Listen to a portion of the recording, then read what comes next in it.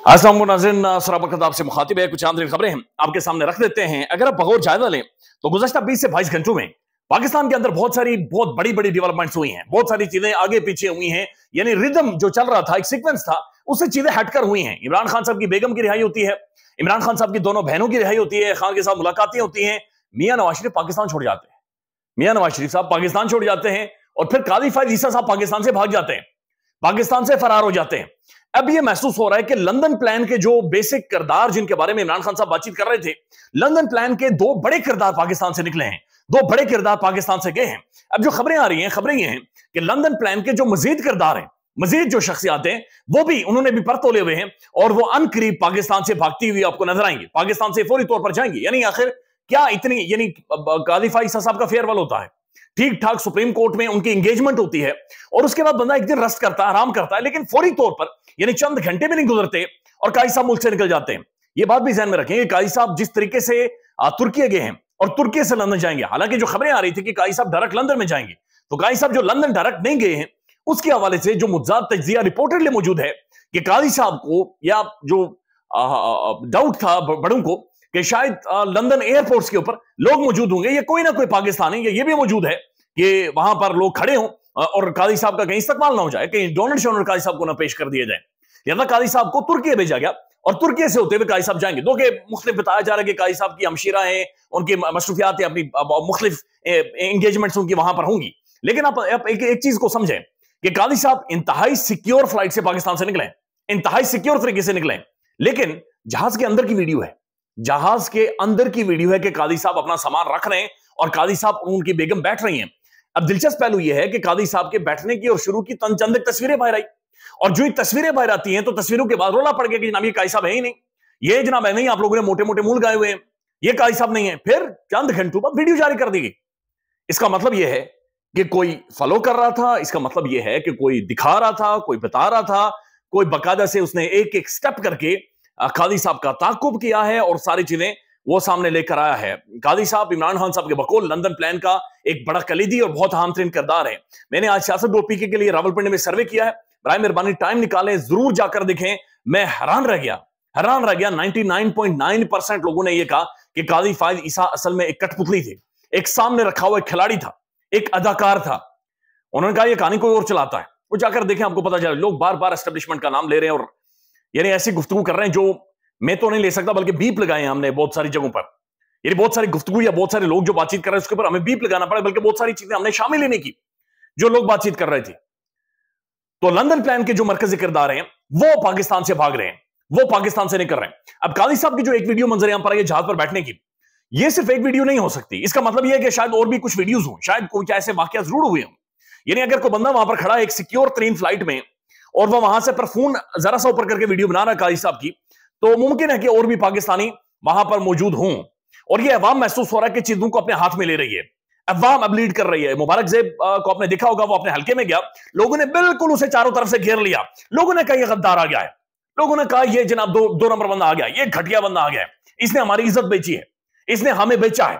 यादा मुबारक ज़ेब का अपने घर से बाहर निकलना पाकिस्तान के अंदर मुश्किल हो गया। मियां साहब का पाकिस्तान में रहना अजाब बन गया था। मियां साहब पाकिस्तान से बाहर, जनाब ये कादी साहब पाकिस्तान से बाहर, फिर एयरपोर्ट पर नजरें बहुत सारे लोगों की कि बताया जा रहा है कि शायद और भी बड़े बड़े किरदार लंदन प्लान के पाकिस्तान से बाहर निकलने जा रहे हैं, यहां से खिसकने जा रहे हैं। सिर्फ एक बंदा है जो पाकिस्तान के अंदर मौजूद है। इन तमाम तर मसाइल के बावजूद, तमाम तर थ्रेड्स के बावजूद, जिंदगी की बाजी लगाकर सिर्फ एक बंदा है जो अडयाला जेल के अंदर मौजूद है, और वो बंदा इमरान खान है। यानी पाकिस्तान के अंदर ब्रांड हुआ, नौजवान मुल्क छोड़ गए, पाकिस्तान की मिडिल क्लास मुल्क छोड़ गई, पाकिस्तान की फैमिलीज में खुद एम्बेसी के बाहर देखकर आए और बड़ी तादाद में लोग पाकिस्तान छोड़कर बाहर चले गए। फिर लंदन प्लान के किरदार भी अब मुल्क छोड़कर दोबारा लंदन जा रहे हैं, यहां से पाकिस्तान से बाहर निकल रहे हैं। एक बंदा है वो यहां पर खड़ा है और वो कह रहा है कि मैं किसी भी तौर पर पाकिस्तान नहीं छोड़ूंगा, मैं किसी भी तौर पर मुल्क नहीं छोड़ूंगा और मैं यहां पर खड़ा रहूंगा। अब जो दूसरी चीज है, पाकिस्तान के तमाम तर साफियों का तजिया जाकर सुने, मतिउल्लाह जान साहब, असदुर साहब, हसनात मलिक साहब, सिद्दीक जान, समी इब्राहिम साहब, यानी जो भी आपको प्रोमिनेंट जर्नलिस्ट लगते हैं, किसी भी कैंप से हो या कैंप से तो साफी नहीं होता, यानी किसी भी तरह की सोच या गुफ्तगू या जो आपको लग रहा हो कि ये एक जिस तरह की रिपोर्टिंग पाकिस्तान के अंदर हो रही है, उसके अंदर जिस भी सोच से आपका ताल्लुक हो, कम से कम आप जाकर उनकी रिपोर्टिंग सुने। सब यही बातचीत कर रहे हैं कि एक आखिरी मौका है اور وہ آخری موقع پاکستان کی سپریم کورٹ کے پاس ہے، اور وہ آخری موقع پاکستان کے موجودہ چیف جسٹس جناب یحییٰ آفریدی صاحب کے پاس ہے، اور یہ آخری موقع یہ آنے والا جو فل کورٹ انہوں نے بلایا ہے اس کے پاس موجود ہے۔ اگر سپریم کورٹ یہاں پر معاملات کو انڈو کر لیتی ہے، قاضی صاحب کا جو پھیلایا ہوا گند ہے، جو ڈیمیج ہے، اس کو کسی طرح سے ریپیئر کرتی ہے اور ٹھیک ٹھاک ریپیئر کرتی ہے، پھر تو چیزیں ٹھیک رہیں گی۔ نہیں تو جو عوام کا رد عمل ہے یہ نہیں ہم برداشت کر سکتے۔ یہ نہیں ہو سکتا کہ اس طریقے سے عوام خود چیزوں کو اپنے ہاتھوں میں لینا، عوام خود احتساب شروع کر دے۔ یعنی قاضی صاحب لندن میں بھی باہر نہیں نکل سکتے، یہ ایک ریالٹی ہے۔ قاضی صاحب کو لندن جانے کے بجائے ٹرکش ایئر لائن لینی پڑ رہی ہے، ترکی جانا پڑ رہا ہے۔ قاضی صاحب کو دوسرا تیسرا ٹرانزیشن لینی پڑ رہی ہے، روٹس لینے پڑ رہے ہیں۔ مبارک زیب باہر نہیں نکل سکتا، گھر سے باہر نہیں آ سکتا۔ پنڈی کے اندر عوام یہ کہہ رہی ہے کہ قاضی جناب کٹ پتلی تھا، کوئی اور ہے جو اس کا ذمہ دار ہے، کوئی اور ہے جو اس کے پیچھے کھڑا ہے۔ لہذا عوام کے اندر ایک بہت خوفناک قسم کا ریئیکشن ہے جو کہ ابھر رہا ہے، اور یہ ابھر کر کوکر کے اندر پھٹنے تک پہنچ چکا ہے۔ لہذا بہت ضروری ہے عدالتیں اور پاکستان کی سپریم کورٹ ان سارے معاملات کو دیکھے اور ان معاملات کو سارٹ آؤٹ کرے۔ اب تمام تر صحافیوں کا تجزیہ ہے کہ عوام کو انصاف دینے کے بجائے سب سے پہلے اپنے ادارے کو انصاف دیں، اور سب سے پہلا جو انصاف ہے وہ آرڈیننس ہے۔ وہ آرڈیننس ہے جس کے بعد یہ آئینی ترمیم ہوئی ہے۔ آرڈیننس، پھر قاضی صاحب نے اپنا بندہ لایا، پھر 63A کی تشریح کی، اور پھر یہ سب کچھ ہوا ہے۔ اور پھر یہ جو ترمیم کی گئی ہے اس کو سامنے رکھتے ہوئے پاکستان کے اندر موسٹ کمپیٹنٹ ترین جج منصور علی شاہ صاحب کا میرٹ پر قتل عام کیا گیا ہے۔ یہ ان کا قتل ہے جو کہ یہاں پر ہوا ہے۔ یہ سپریم کورٹ میں ایک منصور علی شاہ صاحب کے میرٹ کی لاش پڑی ہوئی، اس لاش کو آپ نے اس کا فیصلہ کرنا ہے، اس کے بارے میں آپ نے کوئی خلاصہ کرنا ہے۔ جب تک یہ موجود ہے آپ نہیں کر سکتے۔ امیجن دیٹ منصور علی شاہ موجود ہے، آپ فل کورٹ بلا رہے ہیں، آپ ججز کی کمیٹیز بلا رہے ہیں، آپ بیٹھ رہے ہیں، چائے پر بیٹھ رہے ہیں، آپ گپ شپ کر رہے ہیں، لیکن ایک بندہ جو آپ کے سامنے کھڑا ہے وہ میرٹ پر پورا اترتا تھا، 100% کوالیفائڈ بندہ تھا۔ اس بندے کے میرٹ کا قتل کر کے آپ ان عدالتوں کو نہیں چلا سکتے۔